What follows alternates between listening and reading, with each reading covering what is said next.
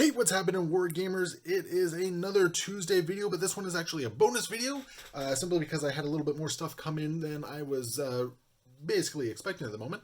So we are going to be taking a quick look at something else, and this is something I ordered back in December. The wonderful missus ended up getting me a gift card to Heroforge. So, and I'd been sitting on for a little while, and with all the expanded options, I decided it was finally time for me to, oh, sorry about that. It was finally time for me to actually take a look at what they have to offer.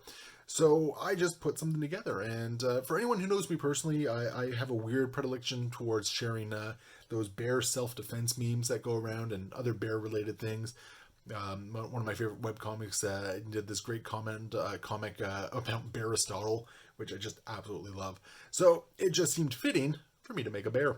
So what I did is I put together the model. I actually did a little bit more to pay for the pre-colored one because I wanted to see what it was like, and I figured worst case scenario, I just always paint over it. And I gotta say, I'm actually really impressed here. The colorization, while not amazing, it's a lot better than I was anticipating. I wasn't expecting the details on there. And just in general, it's a strangely impressive product for what you're paying for it. I think this was Canadian. I think I was looking at maybe $70 or $80. I think 70. I want to say 70 for something that was painted, that was this size and everything like that. Or rather colored, because I don't think this is necessarily painted. I think it's colored.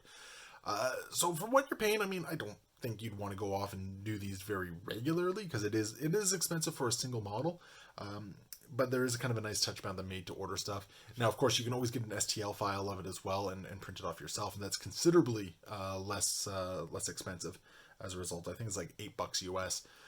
But anyway, so let's take a look at what we did here. So, you know, as you can see, I got myself a little bear. Gave him a nice little adventuring clothing. Gave him a hammer.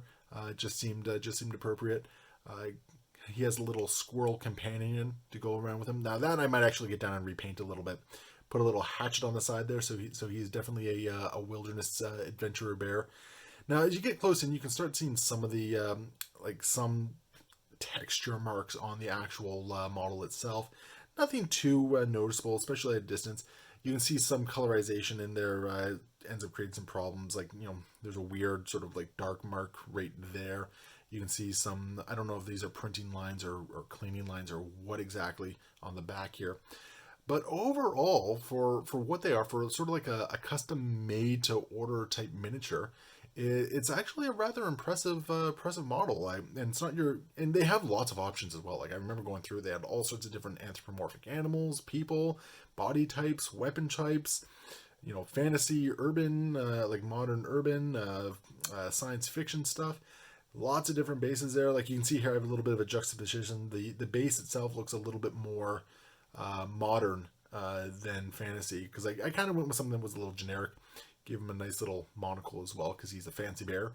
But just in general, I'm actually rather surprised and impressed by the model. I think they did a really solid job. I think if you're just looking for sort of like a custom D&D model, or just something to kind of like show off, or if you want to make your own sort of avatar in miniature form, I think Heroforge is definitely a great way to go if you don't have the chops of designing yourself, or you can't quite find the bits to do your own model. I think this is definitely an approach you can take here. Also, looking at it, like, the details are clear enough that I feel like if I were to hit it with some primer and repaint it, it would take it very easily. I don't think I'd be losing a lot of detail at all. So just in general, it's a lot of fun. So anyway, yeah. So that was the little bonus video for this week, is taking a look at a Heroforge model here. I will definitely put a link towards their website in the description below. So if you're not familiar with Heroforge, you can go check it out yourself. And yeah, there you go. So anyway, thank you so much for watching. Be sure to hit that like and subscribe button and leave your comments below. I love hearing from all you guys. And of course, until next time, happy wargaming.